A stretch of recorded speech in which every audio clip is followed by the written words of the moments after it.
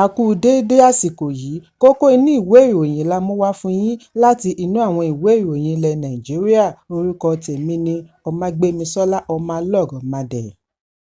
Kò tí ì pé wákàtí mẹ́rìnlélógún tí wọ́n kéde ìlú òfararọ ní ìpínlẹ̀ Rivers ni ààrẹ Bọ́lá Tinubu fi gba àlejò alámòjútó ìpínlẹ̀ Rivers Sole Administrator tí ó yàn láti ṣàmójútó ìjọba ìpínlẹ̀, Vice Admiral Ibokete Ibas. Ibas ni ó dé sí yàrá ìgbàlejò ilé agbára láàrin aago 1:12 ọ̀sán òní. Àná ọjọ́ Ìṣẹ́gun ni ààrẹ Tinubu kéde ìlú òfararọ ní ìpínlẹ̀ Rivers tí ó fi ní kí gómìnà Siminalayi Fubara, igbákejì rẹ̀ àti àwọn aṣòfin tí wọ́n dìbò yàn lọ rọ́kúnlé fún oṣù 6 àkọ́kọ́. Lẹ́yìn èyí ni ó yan Ibas láti ṣe àmójútó ìpínlẹ̀ títí àlàáfíà fi jọba.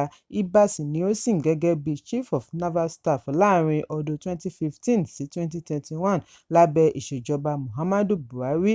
Ààrẹ fi kún un wípé ìkéde yìí kò kan ẹ̀ka ìdájọ́ ìpínlẹ̀ Rivers kí wọ́n tẹ̀síwájú nínú iṣẹ́ wọn gẹ́gẹ́ bí ìlànà òfin. Ilé ìgbìmọ̀ ìpínlẹ̀ Rivers ti wá bu ọwọ́ lu ìkéde ààrẹ bí wọ́n ti ní àwọn yóò tẹ̀lé àṣẹ Tinubu bí ó tilẹ̀ jẹ́ wípé kì í ṣe ohun tí àwọn ń retí. Nínú àtẹ̀jáde àná ni adarí ilé ìgbìmọ̀ Martin Amaewhule ti ní ààrẹ gbé ìgbésẹ̀ tí yóò ṣe àǹfààní fún orílẹ̀-èdè. Agbẹnusọ da ẹ̀bi ru gómìnà Fubara lórí rògbòdìyàn ìpínlẹ̀ Rivers bí ó ti fi ẹ̀sùn kàn án wípé ó kọ̀ àti tẹ̀lé àṣẹ ilé-ẹjọ́, ó kọ̀ láti darí ìlú gẹ́gẹ́ bí ìlànà òfin. Amaewhule wá ké sí ará ìlú kí wọ́n ṣe sùúrù, fi ọwọ́ sowọ́pọ̀ pẹ̀lú ìṣèjọba tuntun bí ó ti ṣèlérí wípé gbogbo àtìlẹ́yìn tí ó bá nílò ni ilé ìgbìmọ̀ á pèsè nínú àkókò ìlú òfararọ yìí. Ní báyìí, Fubara ni a gbọ́ wípé ó ti fi ilé ìjọba ìlú Port Harcourt sílẹ̀ pẹ̀lú ẹbí rẹ̀ àti àwọn ẹ̀ṣọ́. Fubara fi ilé ìjọba sílẹ̀ lówùúrọ̀ òní gẹ́gẹ́ bí orísun ìròyìn kan ṣe jábọ̀. Títí di àsìkò ìkóròyìn yìí jọ, ohun gbogbo ń lọ gẹ́gẹ́ bí ti àtẹ̀yìnwá bí ó tilẹ̀ jẹ́ wípé wọ́n wa ọkọ̀ ológun ayẹta kalẹ̀ sí ojú náà síwájú ilé ìjọba pẹ̀lú àwọn òṣìṣẹ́ bí wọ́n ti ń retí dídé adarí tuntun tí ààrẹ Tinubu ṣẹ̀ṣẹ̀ yàn sípò. Ẹ̀kúnrẹ́rẹ́ ìròyìn wà ní ìwé ìròyìn Punch tó jáde lónìí. Lónìí ni àwọn aṣòfin méjì láti ilé ìgbìmọ̀ aṣojú-ṣòfin Maria Ebekake àti Blessing Amadi jọ wọ àríyànjiyàn lórí ìkéde ìlú òfararọ tí ààrẹ Bọ́lá Tinubu ṣe sí ìpínlẹ̀ Rivers lánàá. Ebekake àti Amadi tí wọ́n ń ṣaṣojú Bras Nembe Federal Constituency ní Bayelsa àti Port Harcourt ni wọ́n wọ àríyànjiyàn ní ó kù ìṣẹ́jú díẹ̀ kí ìpàdé bẹ̀rẹ̀. Àwọn aṣòfin obìnrin méjì wọ̀nyí pẹ̀lú àwọn ọmọ ẹgbẹ́ ilé ìgbìmọ̀ ni wọ́n ń jíròrò lọ́wọ́ lórí rògbòdìyàn ìpínlẹ̀ Rivers. Lójijì ni ariwo sọ tí wọ́n nàka àbùkù síra wọn lójú. Síwájú ìkéde ààrẹ ni ọ̀pá epo ti iléeṣẹ́ epo Shell ṣàdédé gbaná. Èyí ló túbọ̀ dá kún ìpòrúurú ọkàn ìpínlẹ̀ Rivers kí ààrẹ Tinubu tó kéde ìlú òfararọ. Ẹ̀kúnrẹ́rẹ́ ìròyìn wà nínú ìwé ìròyìn Vanguard tó jáde lónìí. Ààrẹ Bọ́lá Tinubu ti ṣe ìbúra fún Vice Admiral Ibas gẹ́gẹ́ bí alákòóso ìpínlẹ̀ Rivers. Ayẹyẹ ìbúra yìí wáyé ní ilé agbára ìlú Àbújá pẹ̀lú àwọn ọ̀gá-lọ́gàá lẹ́nu iṣẹ́ ìjọba. Lára wọn ni olórí òṣìṣẹ́ Fẹ́mi Gbàjàbíàmílà, agbẹjọ́rò fún ìjọba àpapọ̀ àgbà amòfin Lateef Fagbemi, olórí akọ̀wé ààrẹ Hakeem Muri-Okunola. Lẹ́yìn ìpàdé pẹ̀lú ààrẹ tí ó wáyé ní ilé agbára ni agbẹjọ́rò fún ìjọba àpapọ̀ Lateef Fagbemi sọ fún àwọn akọ̀ròyìn wípé ìlú òfararọ tí ààrẹ kéde rẹ̀ jẹ́ ara ìgbésẹ̀ láti dènà yíyọ gómìnà Siminalayi Fubara àti igbákejì rẹ̀ nípò. Fagbemi ní kí wọ́n má gbàgbé wípé wọ́n ti fi ìwé àkíyèsí lórí ìyọnípò Fubara léde.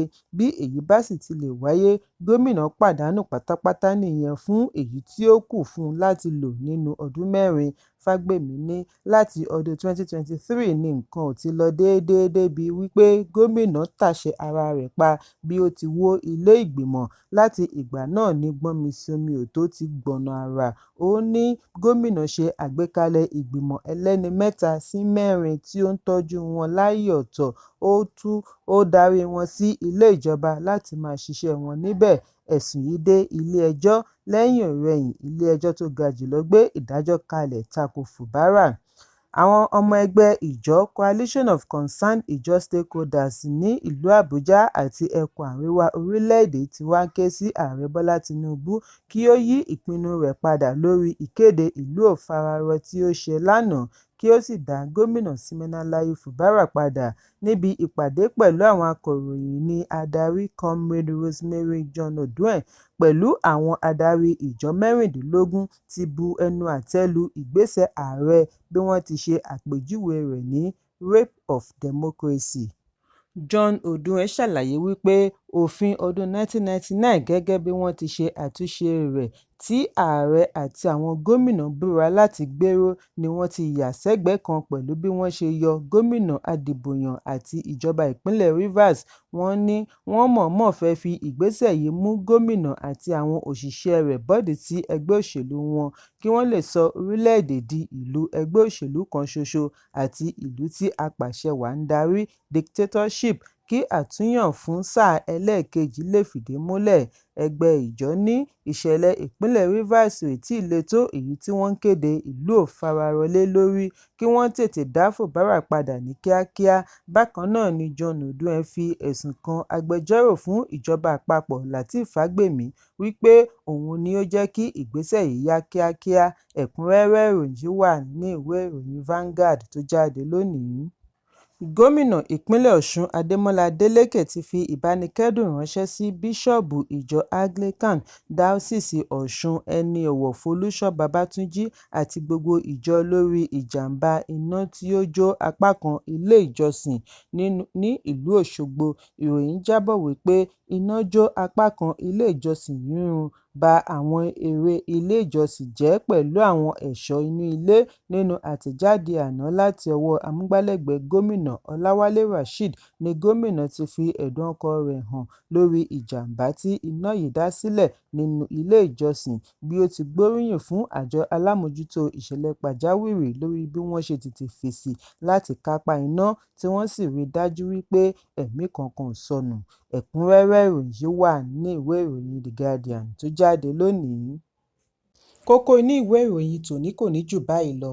Ẹ pàdé mi lọ́la fún àkọ́tún ìròyìn. Kí a tó lọ, ẹ má ṣaláì fi àkíyèsí yín ránṣẹ́ kí ẹ sì bá wa subscribe sójúnà wa lórí YouTube kí kókó inú ìwé ìròyìn lè máa tẹ̀ yín lọ́wọ́ ní kíákíá.